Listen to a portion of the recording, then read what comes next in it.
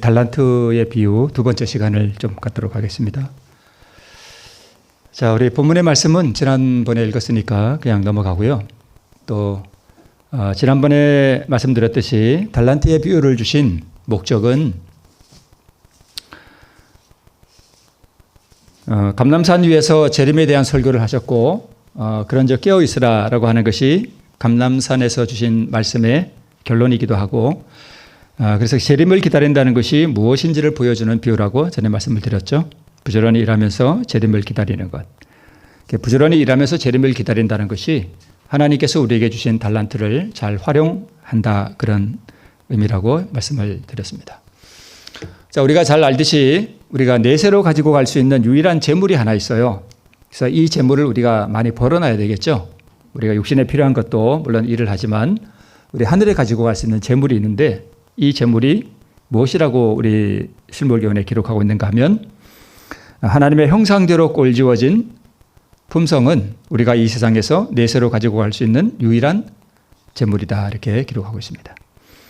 자, 이 품성은 우리가 노력함으로 얻을 수 있다라고도 하지만, 이 품성은 누구 거예요? 원래 하나님 거, 예수님 거죠. 예, 이 예수님 거를 우리가 받는 거예요.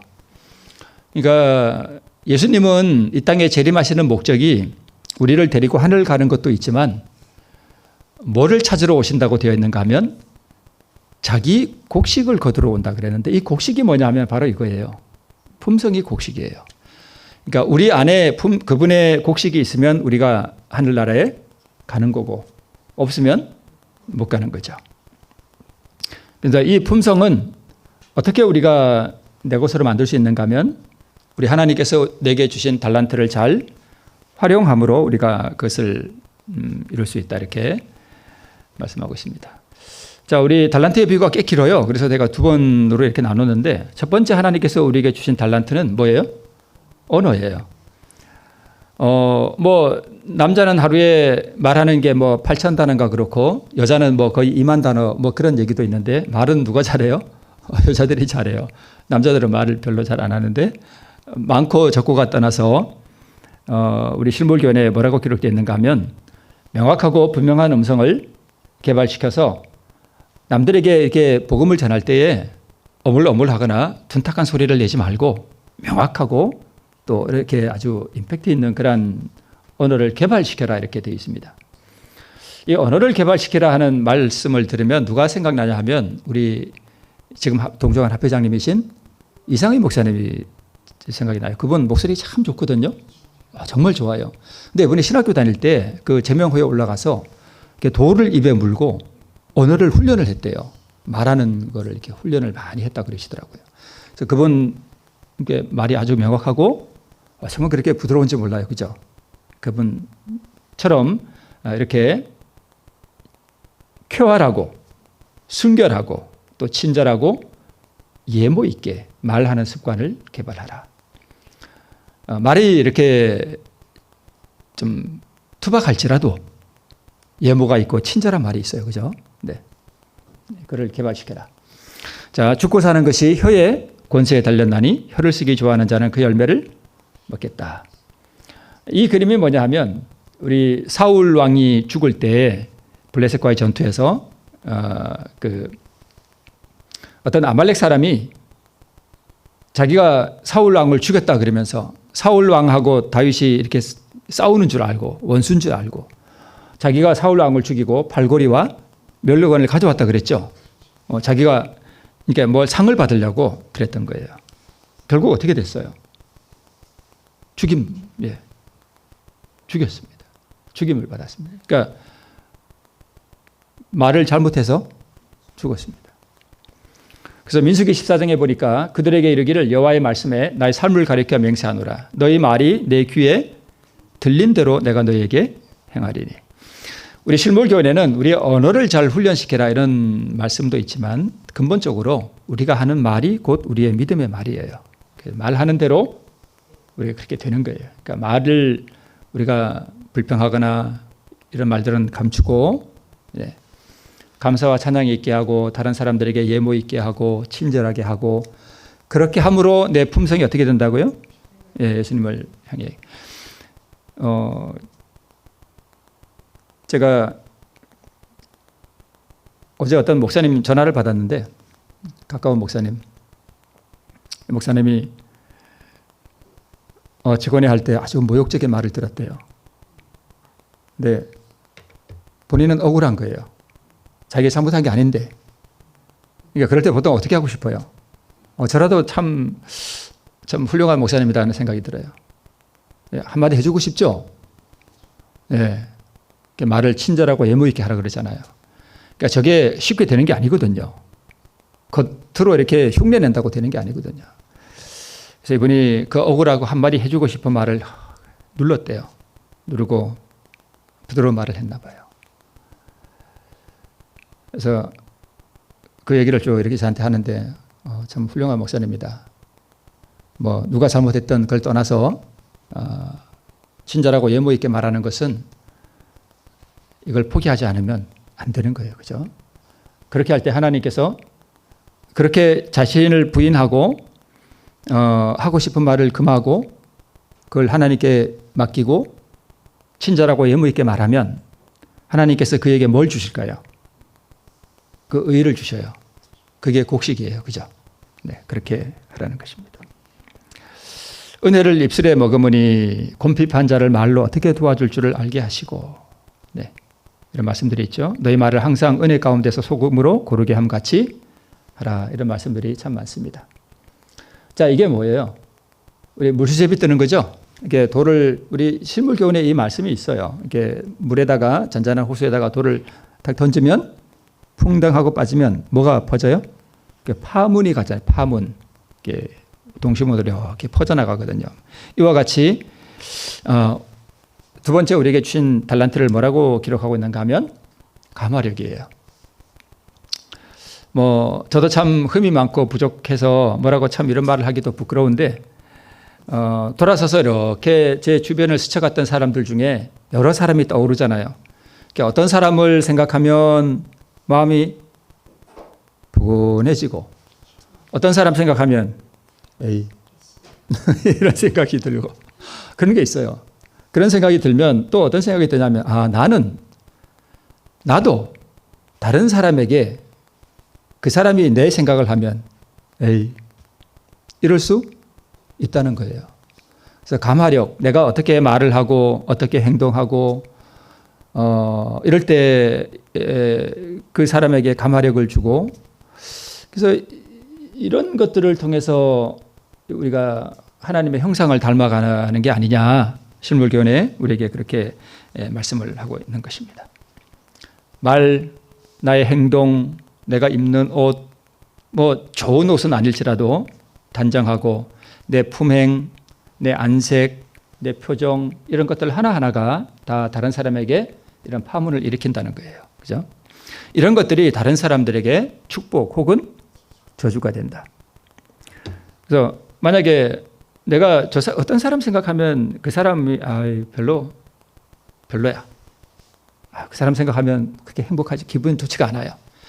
그럼 그 사람이 하는 말도 다 거부가 돼요. 그죠? 다 거부가 돼요. 이게 복음을 우리가 전할 때도 참 이런 부분에 있어서 참 그렇습니다. 그러나 가마력은 이에 못지않은 악에 대한 힘이 될 수 있다는 것을 잊지 말아야 한다. 다른 사람의 영혼을 잃게 하는 것은 더욱 두려운 일이다. 나의 이런 것들이 다른 사람을 멸망시킬 수도 있고 구원할 수도 있으니 이게 얼마나 두렵고 중한 일이냐 하는 것입니다. 자, 그리스도와 함께 중간에 모아드린다고 하는 많은 사람들이 오히려 그분으로부터 흩어버리고 있다. 흔한 얘기로 우리 재림교회, 제가 그런 글을 또 봤어요. 교회에 어떤 새로운 사람이 오면 다 똑같은가 봐요. 우리 재림교회. 호주의 어떤 우리 재림교회에 새로운 사람이 와서 의자에 이렇게 앉았는데 한 재림교인이 오더니 여기 내 자리인데요. 그랬다는 얘기 저도 아직 계속 기억이 나요. 우리 자리가 다 있잖아요. 우리 장로는 항상 저 자리에 앉으시고 장로는 이 자리에 앉으시고 누가 정해준 것도 아닌데 자기 자리가 있어요. 내 새로운 사람이 자기 자리에 앉은 거야. 다른 자리에 앉으면 되잖아요. 그죠? 그리고 어떤 우리 교인은 교회 와서 새로운 사람이 왔는데 그 사람이 귀걸이를 했나 봐. 그걸 못마땅한 얼굴로 교회에 귀걸이를 하고 이런 표정으로 말하고 그런 것들이 우리가 얼마나 다른 사람에게 악한 감화를 끼치느냐 하는 것들을 우리가 교회 안에서 일어나는 일들로 우리가 좀 내 자신을 살펴볼 수 있습니다. 이 때문에 교회가 뭐하대요? 연약하대요. 많은 사람들이 거리낌 없이 남을 비평하고 비난한다. 그들은 의심과 질투와 불만을 표시함으로 결국은 자기 자신을 사단의 도구가 되게 한다. 그러니까 내 말로 내 행동으로 다른 사람에게 상처를 주고 이런 것들을 통해서 내가 누구의 도구가 된다고요? 사단의 도구가 된다. 이게 참 두려운 일이에요. 그죠?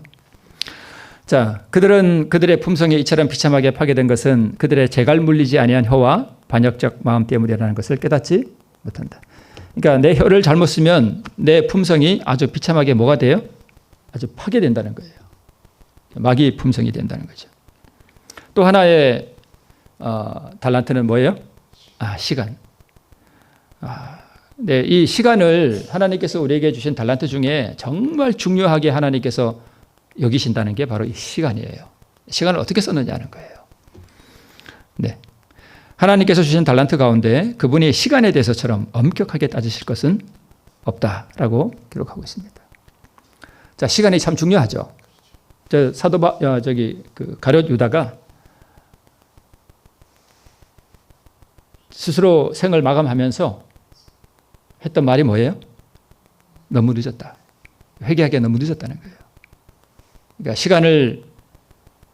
그러니까 다른 제자들을 특히 요한은 예수님과 함께 하면서 매일 예수님의 모습을 보고 예수님을 닮기 위해서 노력했어요. 나도 예수님을 저분이 저렇게 예수님 봐 속으로 그랬겠죠. 우리 예수님 나도 저렇게 해야지. 그러면서 자기 자신을 맨날 깎고 다듬고 했어요. 요한은. 그래서 점점 누구를 닮아갔냐면 예수님을 닮아갔습니다. 요한은. 그런데 유다는요? 안 했습니다.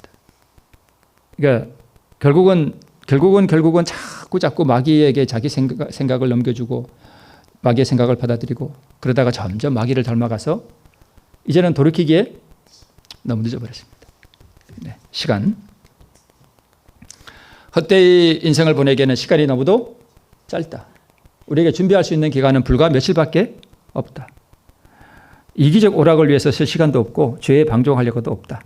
내세 즉 영생을 위하여 품성을 개발해야 할 때는 바로 지금이다. 네. 언제 우리의 이름이 불려질지 모르고 그죠? 그런 이야기가 있습니다. 1분 1초에는 영원한 결과가 내포되어 있다. 오늘 내가 하루를 어떻게 살았는지 이런 것들 거기에 우리의 영원한 결과가 내포되는데 네. 자, 우리가 일시적이고 세속적인 사물 곧 영원한 사물과 비교할 때에 하나의 작은 원저에 불과한 일들을 위하여 근심하고 걱정하는 일에 온 정신을 쏟기에는 인생이 너무나 엄숙하다. 제가 그런 말씀 드렸죠. 저는 가끔 유튜브에 그 우주, 헤아릴 수 없이 광대한 그 우주의 그 별들의 무리를 가끔 이렇게 보거든요. 보고 있으면 구원받은 사람들이 하늘에 가서 이 우주를 볼 때 앞으로 그 영원히 펼쳐질 그 운명을 설명할 수 없는 무엇인가가 제 마음을 지나가요. 그 우주의 그 깊은 그런 게 있어요. 느껴지는 뭐라고 설명할 수 없는 그게 있습니다. 그걸 이렇게 보면 이 세상에서의 우리의 삶이 얼마나 짧은지 몰라요. 이게 손바닥 넓이밖에 안 돼요. 근데 손바닥 넓이밖에 안 되는데 너무 힘들어 사는 게. 어떤 우스갯소리로 나는 이 우주에 먼지처럼 작잖아요. 우리가 먼지처럼 작은데 먼지치고는 고생이 너무 많다 하는 우스갯소리가 있어요. 이 짧은 인생인데 고생이 너무 많아. 근데 언젠가 이 삶도 끝나고 이제 영원한 세월을 펼쳐지는데 내가 이 영원한 세월 동안 영원히 소멸되느냐 아니면 하나님과 같은 영원 무궁한 그 세월을 기쁨 가운데 보낼 것이냐 하는 것이 뭘로 결정돼요? 이 손바닥만한 이 짧은 생애를 내가 어떻게 보내느냐. 여기에 따라 결정된다는 것입니다. 그러니까 그 삶이 어디에 키를 뭐가 지고 있냐면 요 짧은 손바닥 넓이만큼 되는 요 짧은 생애가 그걸 결정한다는 거예요. 그러니까 인생이 얼마나 엄숙해요. 그죠? 그러니까 중요한 것은 앞으로 내세인데 요 손바닥 넓이밖에 안 되는 이 삶을 위해서 근심하고 걱정하고 그럴 이유가 없다는 거예요. 걱정하지 마라 이거예요. 제가 어떤 영상에 보니까 모든 종교를 막론하고 그들의 경전이 있잖아요. 근데 그 경전에서 가장 반복되는 말이 뭐냐라는 걸 뭐 저는 모르겠어요. 그 사람이 뭐 연구를 했는지 어쩐지 그러는데 그거래요. Do not fear 그러더라고요. 걱정하지 말아요. 성경도 그렇고 뭐 다른 경전도 그렇고 염려하지 말라는 거예요. 걱정하지 마라. 우리 먹고 사는 거 걱정하지 마라. 얘들아, 그건 내가 다 알아서 해줄 테니까 너희는 그거 걱정하지 말고 영원한 생명을 얻을 수 있느냐 못 얻느냐 거기에 내 온 관심을 두어라. 먹고 사는 거는 백합화를 보라. 그죠? 참새를 봐라. 내가 다 먹이고 입힌다. 왜 그런 걸로 걱정하느냐. 그렇다고 일은 안 할 수는 없지만 그죠? 가만히 누워있으라는 뜻은 아니지만 걱정하지 마라. 걱정하지 마라가 제일 많대요. 네, 걱정하지 마라. 그러니까 인생은 이 죽으면 썩어질 육신에 뭘 입에 넣을까 그거 보려고 인생을 소비하지 말고 영원한 생명을 얻는 그 일에 온 마음을 치심해라. 그거예요. 거기에 시간을 써라. 이것입니다. 그러니까 모든 시간 아니지만 우리의 가장 중요한 시간들을 바로 그 하늘에 가지고 갈 그 영원한 재물 예수님의 그 품성을 얻는 일에 다 치심해서 써라. 그 뜻입니다. 네. 그 다음에 건강. 이것도 우리에게 주신 달란트래요. 내가 건강해야 다른 사람에게 봉사할 수 있잖아요. 그죠? 내가 몸이 비실비실한데 누구를 위해 봉사해요? 자, 만약에 오늘 내가 누웠어요. 병들어서. 그럼 누가 나를 간호해야 돼요? 내 가장 가까운 사람. 내 남편? 아니면 내 아내? 내 자녀? 거기에 매여야 돼요. 그죠? 참 고생이에요. 그러니까 내 몸 하나 잘 관리하는 게 곧 내 가족에게 봉사하는 거예요. 근데 어떤 사람은 또 원래 또 타고난 허약 체질이 있어. 뭐 그게 어쩔 수 없잖아요. 그죠? 네. 또 살다 보니 또 몸이 허약해질 수도 있고 그죠? 그래요. 그럴 때는 또 하나님께 우리의 연약한 몸도 다 하나님이 긍휼히 여기시니까 또 그런 것도 하나님께 맡기고 네, 그렇게 해야 되겠죠? 네. 네. 체력이 약해지면 정신력도 약해지고 의지력과 판단력도 약해져요. 그러니까 체력이 정말 중요한 거예요. 체력을 잘못 쓰므로 삶의 기간을 단축시키지 말라. 안 그래도 손바닥만큼 이렇게 짧은데 내 인생이 그죠? 네. 이게 더 짧게 하지 마라. 밤늦게 자지 않고 요즘 젊은 애들이 밤늦게 안 자요. 이게 밤 10시부터 새벽 2시까지가 이 몸을 치료하는 호르몬이 나온대요. 근데 젊은 애들은 꼭 그 시간에 안 자요. 네, 이게 참 그래요. 그러면 식욕에 방종하는 것들, 과도하게 육체를 혹사하는 것들, 이런 것들이 다 우리 몸을 망가뜨린다는 거예요. 이렇게 하지 말라는 것입니다. 근심과 걱정이 육체를 망가뜨리니 너희는 마음에 염려하지 말라. 하나님을 믿으니 또 나를 믿으라 하는 말씀처럼 그렇죠. 네. 이 말씀을 제가 다른 사람이 이렇게 올려놓은 어떤 글에서 봤는데 참 말씀이 좋더라고요. 그래서 저도 이렇게 한번 올려봤습니다. 예수님께서 우리를 어떻게 아시며 개인적으로 아시며 이게 뭉뚱그려서 나를 아시는 게 아니라 1대1로 나를 아는 것처럼 그분이 나를 다 아시고 내가 무슨 생각하는지 내가 무엇으로 슬퍼하는지 내가 무엇 때문에 괴로워하는지 모든 걸 그분이 개인적으로 다 아신다는 거예요. 우리의 연약함에 공감하신다는 것을 기억하라. 그분께서는 모든 피조물들의 필요를 아시며 우리에게 뭐가 필요한지 그분이 다 아신다는 거예요. 모든 사람의 마음속에 숨겨진 채 표현되지 않은 슬픔을 읽으신다. 우리 각자 다 해보면 슬픔이 있어요. 이렇게 간직하고 있어. 속에다 그렇게 넣어둔 게 있어. 각 사람마다 다 있을 거예요 아마. 저도 있을 것 같아요. 우리 장로님들 마찬가지고 다 있어요. 인생을 살아오면서 남에게 잘 말하지 않는 그 감추어둔 슬픔 같은 거 있어요. 주님께서 그걸 다 아신다는 거예요. 그래서 우리의 이런 슬픔들이나 또는 우리의 연약함이나 우리의 약함 또 우리가 필요한 것들, 궁핍한 것들 이런 것들도 우리 주님이 다 아셔요. 네. 자, 우리 잘못이 바르게 시정된 후에 우리는 주님의 영이 지시하는 대로 조용한 믿음으로 병자의 필요를 주님께 제시할 수 있다. 건강하지 못한 몸, 좀 아플 때 정말 믿음으로 하나님 저 이렇게 몸이 약해요. 저 아파요. 그리고 내가 잘못된 삶을 고치면서 그죠? 네. 내 몸을 혹사시키면서 이럴 수는 없잖아요. 그죠? 네. 그러니까 조용한 믿음으로 주님을 의지하는 신뢰하는 그 믿음으로 나의 연약한 몸을 주님께 제시할 수 있다. 그분께서는 각 개인의 이름을 아시며 마치 그 한 사람을 위해 주신 것처럼 각 사람을 뭐 하신대요? 돌보신대요. 자기 자신에 대하여 붉은 글씨 관하여 걱정하게 되면 뭐 해지고요? 연약해지고 병을 일으키게 된다. 그들이 침체된 마음과 우울한 생각을 버리고 일어서면 그들의 회복의 가망은 더욱 양호해질 것이다. 여기에 믿음이 필요해요. 그죠? 하나님이 나를 다 아신다. 나의 필요를 아신다. 나의 슬픔을 아신다. 내가 이 모든 것들을 가지고 그분 앞에 조용히 믿음으로 나가면 그분이 내 모든 이 아픔들 위에 손을 얹으시고 우리에게 위로를 해주실 것이라고 하는 그런 믿음으로 일어서면 그렇게 해주신다는 것입니다. 자, 친절한 마음과 애정. 이것도 다 우리에게 주신 달란트래요. 사교성이 있는 사람들이 있어요. 사람을 잘 사귀는 사람이 있어요. 그죠? 저는 그런 걸 잘 못해요. 근데 어떤 사람은 참 사람을 잘 사귀어. 말도 이게 저분저분하고 잘하고, 그죠? 어떤 사람은 다른 사람과 말하는 게 되게 어려워. 그런 사람이 있어요. 근데 이런 사교성도 좀 개발을 하면 더 좋겠다는 뜻입니다.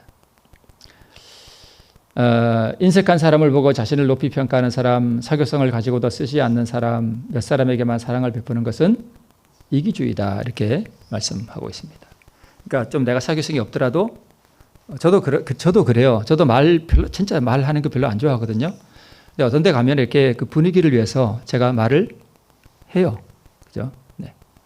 그런 경우들이 참 많습니다. 그런 것들도 서로 우리의 분위기를 화목하게 하고, 그런데 참 좋습니다.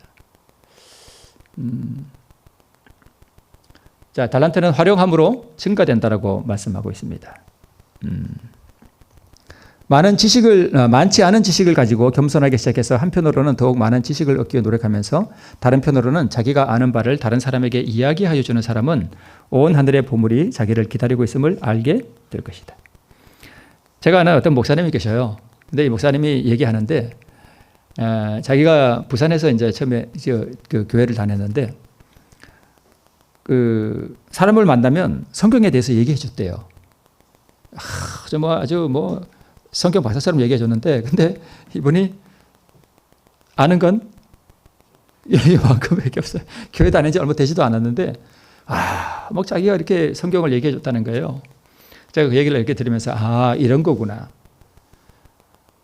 내가 성경 지식이 없어도 아는 만큼 그 사람을 위해서 뭐 해주면, 하나님께서 더 많이 주신다는 거예요.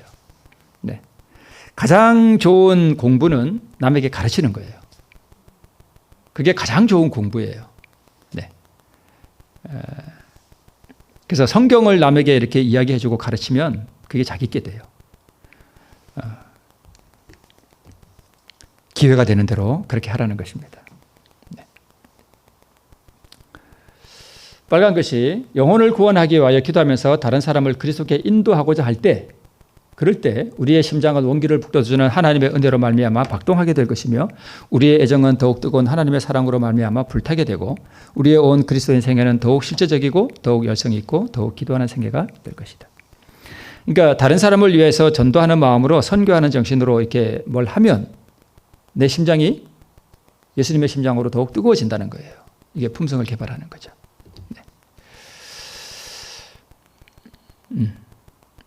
자, 1달란트 받은 사람은 땅에다가 묻어뒀습니다. 근데 이 사람은 5달란트 받아도 땅에 묻을 사람이에요.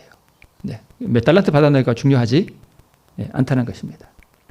한 달란트 받은 사람은 작은 일에 충성하지 않음을 나타내요. 그러니까 한 달란트 받은 사람은 한 달란트 작은 거잖아요. 그죠? 작은 일에 충성하지 않음을 나타내요. 네. 자, 아이성 전투 때 여리고성을 무너뜨린 다음에 그 다음에 아이성을 빼앗으려고 이제 전투를 할 때 출애굽한 다음에 가나안을 정복할 때 어떻게 했냐면 아이성은 뭐 하니까 조그마니까 대충 하려고 그랬어요. 사람들이 여호수아 앞에 와서 뭘 다 올라갑니까? 조그만 성인데 그냥 한 3,000명 정도만 올라가서 그냥 해도 쉽게 될 것 같습니다. 그랬습니다. 여지없이 떨어졌습니다. 패배했습니다. 저게 뭐냐면 우리의 삶 속에서 사소한 부분들 있죠. 이런 것들에 사소하면 자, 제가 오늘 여기 가는데 교회 저기에 무슨 쓰레기가 하나 떨어져 있어요. 그 줍는 거 사소한 일이죠. 이게 예배당인데 하나 주스면 좋잖아요. 그 사소한 거예요. 그런 걸 줍는 거예요. 그런 게 사소한 거예요. 남에게 말하는 말 한마디 또는 행동 하나하나 아주 작은 것들, 그런 것들에서 우리가 충성할 때 하나님께서 그것들을 보신다는 것입니다. 자, 한 3,000명만 올라가서 그러자 그랬습니다. 패배했죠. 하나님의 처방은 뭐냐 하면 여호와께서 여호수아에게 이르시되 두려워 말라 놀라지, 여기도 두려워 말라 나오네요. 두려워 말라 놀라지 말라. 군사를 어떻게 거느리고요? 다 거느리고. 그러니까 작은 일에 최선을 다하라는 거예요. 이게 한 달란트 받은 사람이 이거 안 했어요. 네.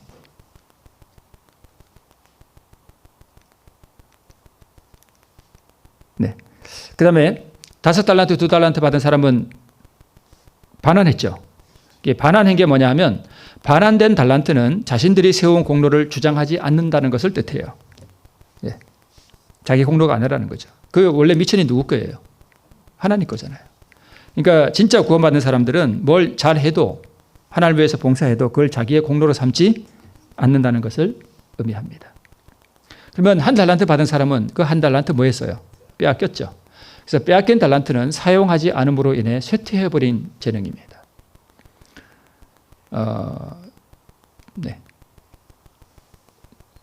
근육도 안 쓰면 자꾸 줄어들죠. 그처럼 그렇습니다. 그리스도인이라고 자칭하는 많은 사람들이 하나님을 회방하는 자들과 살인하는 자들과 간음하는 자들은 반드시 형벌받아야 된다고 생각하면서 하나님의 요구를 등한히 한 것에는 아무런 잘못이 없다고 생각한다. 저희는 교회 예배에 즐겨 참석하고 설교 듣기를 무척 좋아하기 때문에 그것으로서 자기들이 그리스도인이라고 생각한다. 이어서 저희는 자신을 위해 사는 일에 저희 일생을 보냈음에도 불구하고 비유 중에 나오는 불충실한 종과 같이 빼앗으라 라고 하는 그 말을 선고를 받을 때 놀라게 된다. 그러니까 한 달란트 받은 사람처럼 그렇게 된다는 거예요. 그들은 유대인들처럼 저희의 축복을 마땅히 이용하여야 함에도 불구하고 그 일을 하지 않고 그 축복을 저희만이 누리고 있다. 그러니까 결국은 하나님께서 주신 달란트를 남을 위해 뭐 하라는 거예요? 쓰라는 거예요. 그 안 쓰고 그랬다는 것입니다. 그래서 우리 달란트의 비유를 통해서 우리 마지막 남은 부분을 우리가 살펴봤는데요. 하나님께서 내게 주신 달란트가 무엇이든지 그것을 잘 활용함으로 우리 주님의 성품을 더욱 담는 우리 모두가 되시기를 바라면서 말씀을 마치겠습니다.